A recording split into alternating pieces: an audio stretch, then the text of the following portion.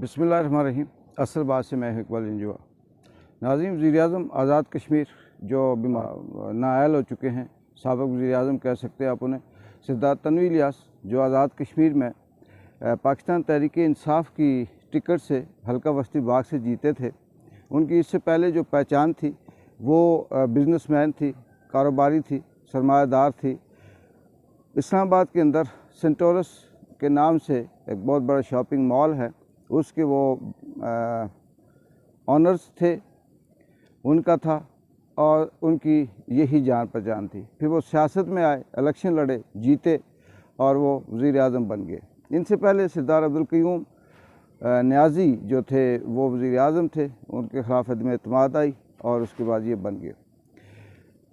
सरदार तनवीर इलियास के थोड़ा सा मैं आपको ये बताता चलूँ कि आज़ाद कश्मीर के अंदर इससे पहले जो वज़रा गुज़रे हैं, वज़ीर-ए-आज़म गुज़रे हैं, उनके निस्बत इनकी थोड़ी सी खूबी थी। पसंद नापसंद अपनी जगह पे है, किसी को अच्छे लगते थे, किसी को नहीं लगते थे। नवाज़ा है उन्होंने बहुत से लोगों को, सहाफ़ियों को भी बेहिसाब उन्होंने दिया, खाया है सहाफ़ियों ने भी, सियासी कारकुनों ने भी।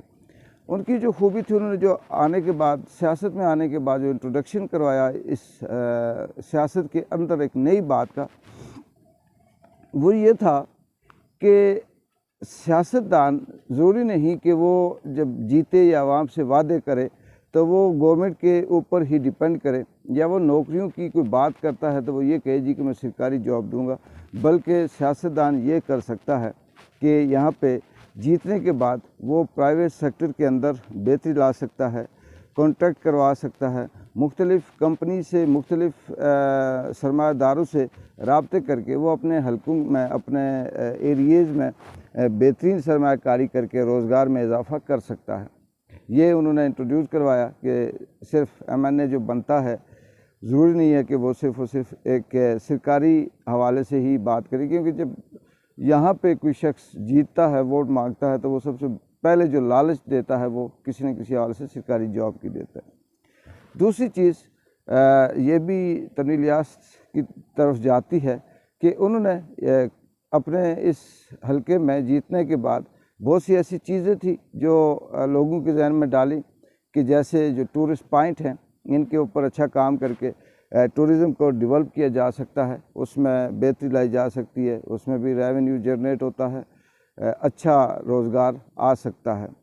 इसके साथ जो ठेके थे वो उन्होंने बड़ी साफ़ और शफाफ किस्म के बात की। अभी तक सरदार तनवीर इलियास पे किसी किस्म का कोई करप्शन का इल्ज़ाम नहीं है, बल्कि ये है कि जितना अरसा उन्हें इस हुकूमत में हो गया, वज़ीर-ए-आज़म बने हुआ, वो अपनी जेब से खर्च करते रहे। ये बात ज़्यादा मशहूर है कि वो किराया तनख्वाह भी नहीं लेते थे, वो भी उन्होंने उसी तरह से छोड़ी हुई थी। गाड़ियों में मोस्टली जो पेट्रोल होता था या आने जाने की जो ट्रांसपोर्टेशन थी, ज़्यादातर वो यही सुनने में आता था कि वो अपनी जेब से करते हैं या अपने पास से करते हैं। इस हवाले से बड़े मशहूर थे वो कि वो जहाँ भी जाते हैं अच्छा खासा डेवलप करते हैं, एरिए को ऐलानात करते हैं तरक्की याफ्ता मंसूबों की। और हल्का वस्ती बाग में भी उनका ये बड़ा किरदार रहा। उन हलकों में जहाँ से वो हारे भी हैं, तो जो जो उन्होंने वादे किए हुए थे, ये बिरपानी इसको तहसील का दर्जा दिया, ये भी उनका बड़ापन आप कह सकते हैं। मौजूदा जो सियासी सोच है उस हवाले से बात करें, क्योंकि इससे पहले जितनी भी सियासत होती रही है वो इंतकाम की होती रही है। रैड़ा में भी जो बाज़ार था उसको तहसील का दर्जा दिया और ये 2 तहसीलें ने इजाफ़ा किया। मल्लोट में नियाबत का दर्जा देकर आने वाले वक्त में बेहतरी के लिए, या जिसे कहते हैं कि दरवाज़े खोल दिए कि ये तहसील होगी। इसके अलावा बाकी जो तरक्याती फ़ंड थे जो उन्होंने देने थे, वो बिला किसी तफरीक के या सियासी इंतकाम के वो दिए। ये भी उनकी बड़ी खूबी रही है, ख़ास करके हल्का वस्ती बाग में, कि किसी किस्म का कोई उन्होंने इंतकामी कार्रवाई नहीं की, जैसे तबादले, ट्रांसफ़र या पोस्टिंग या सरकारी मुलाजमीन को इधर से उधर छांट फांट नहीं की। इसकी निस्बत हल्का शर्की में तबाही मची इंतकामी सियासत की। वहाँ पे ख़वातीन को, टीचरों को ऐसी ऐसी जगहों पे पोस्ट किया गया, ट्रांसफ़र किया गया जहाँ उनका आना जाना बहुत मुश्किल था। तनवीर इलियास की ये भी खूबी रही है कि ज़्यादातर किसी में मुदाखलत नहीं की। आला इंतज़ामी जो ओहदे होते हैं, पोस्टें होती हैं, उसमें भी उन्होंने कोई ऐसा इधर उधर नहीं किया कि ये मेरा मर्ज़ी का लग जाए या ना लगे, वो उस हवाले से भी ठीक रहे। थोड़ी सी उनकी जो बात थी वो ये थी कि कहीं पे कोई बात करते तो सिस्टम की बात करते, अच्छी बात करते थे कि उन्हें पता था कि हमारे यहाँ कहाँ रुकावटें हैं, सियासतदान किस जगह पे खाते हैं, डंडी मारते हैं, सियासी कारकुन कैसे डंडी मारते हैं, ये उनके नज़र में था। इसके अलावा उन्हें ये पता था कि ये जो इस्टेब्लिशमेंट है जिसमें अदलिया आ जाती है या दीगर जो इदारे हैं वो कहाँ पे अवाम के साथ धोखा करते हैं। इस हवाले से अक्सर वो कहीं ना कहीं अगर बात करते तो सख्त लहजे में बात करते कि मैं बड़ा हूँ, मेरा कोई सुनता नहीं है।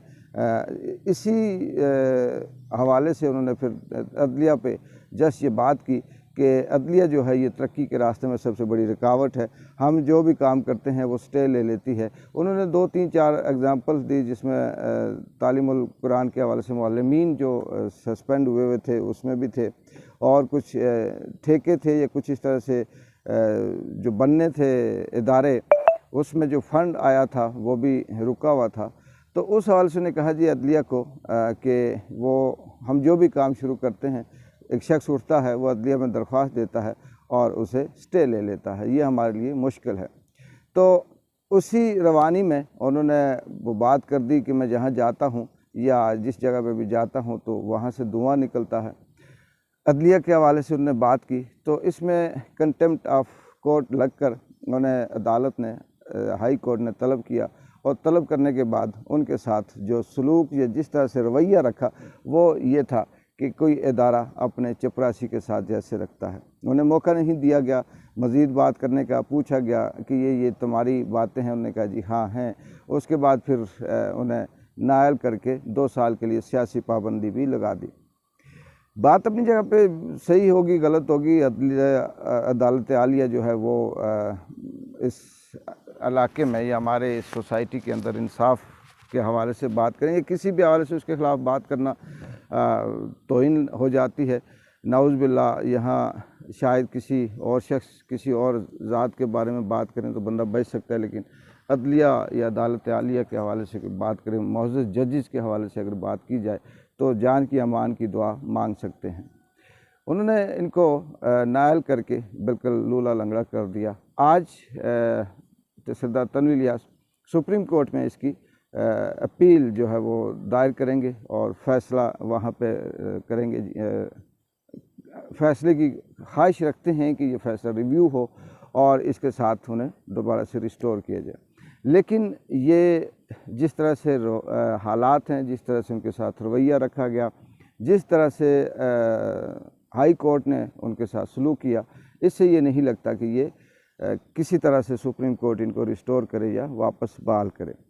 ये फ़ैसला जो है इसके पीछे बहुत सी लड़ियाँ हैं, वो ताकतें कौन हैं जो ये फ़ैसला करवाती हैं, ये भी बहुत मुश्किल है कि हम बात कर सकें क्योंकि हमारे अंदर इतनी ज़रूरत नहीं है। और दूसरी ये है कि ये फ़ैसला अदालत का अपना नहीं है, ये कहीं ना कहीं से इंतकाम के हवाले से या जिसे कहे कि कोई ऐसी पीछे कोई ताकत है जो तनवीर इलियास को पसंद नहीं करती थी और वो इस मौके की तलाश में थी कि किसी तरह से मौका मिले और इस पर अटैक किया जाए। और क्योंकि ये तनवीर इलियास साहब नायल होने के बाद जब बाहर निकले तो उन्होंने मीडिया टॉक की और उसमें उन्होंने कहा जी कि मुझे कहा जाता कि झंडे ना लगाओ, झंडे आगे ना लगाओ, झंडे पीछे ना लगाओ, पीटीआई का झंडा क्यों लगाया, ये बात क्यों की, वो बात क्यों की। तो वो समझते थे कि ये बात कौन कह सकता है कि झंडे उतारें। अब इसमें जो अफसोसनाक बात यह है हम लोगों के लिए ख़ास करके कि हमें इससे गर्ज़ नहीं है कि सरदार तनवीर इलियास नायल हो गए तो यहाँ तूफ़ान आ जाएगा या दूसरा कोई और आएगा तो वो फिर से बड़ा सब कुछ ठीक हो जाएगा। ज़मान पार्क में इमरान खान ने पाकिस्तान तहरीक इंसाफ की जो आज़ाद कश्मीर के सीनियर रहनुमा है उनको बुलाया हुआ है और 1-2 दिन में वज़ीर आज़म का जो नॉमिनेशन होती है वो भी हो जाएगी। उसके बाद देखते हैं आगे क्या होता है। लेकिन ये जो रवायत है, ये जो बात है, ये इसलिए अफसोसनाक है कि आज़ाद कश्मीर की हुकूमत वैसे तो कठपुतली है पूरे पाकिस्तान के अंदर ही, लेकिन यहाँ उससे भी ज़्यादा है कि अगर कोई थोड़ी सी भी बात कर ले तो उसके साथ चपरासियों का या जिसे बिल्कुल कमीनों वाला सलूक किया जाता है और उसे उठा के बाहर फेंक दिया जाता है। यही रवायत अगर चलती रही, जो भी बोला माजी में भी जो वज़ीर आज़म बोलता रहा या हल्की फुल्की अपने हक़ की बात करता रहा तो उसको इसी तरह से उसका तख्ता उलट के उसे उलट पुलट कर दिया जाता रहा। तो यही अगर रहा तो फिर ये चंद लोग ही हैं जो बस अपनी मौज मस्तियाँ करेंगे और इस पूरे खित्ते को अयाशी के तौर पे अपनी मर्ज़ी के तौर पे इस्तेमाल करते रहेंगे। देखते हैं आज सुप्रीम कोर्ट क्या फ़ैसला देती है। एक्सपेक्टेड नहीं है कि वो कोई पॉजिटिव फ़ैसला दे तन्वीर इलियास के हक़ में। और दूसरा ये है कि आने वाले वक्त में क्या इस चीज़ को तन्वीर इलियास साहब कहाँ तक एहतजाज कर पाएंगे और किस हद तक अपना एहतजाज जो है वो रिकॉर्ड करवाएंगे। अगली क्या डेवलपमेंट होती है उस वक्त तक इकबाल झुंझुनू की इजाज़त दें। अल्लाह हाफ़िज़।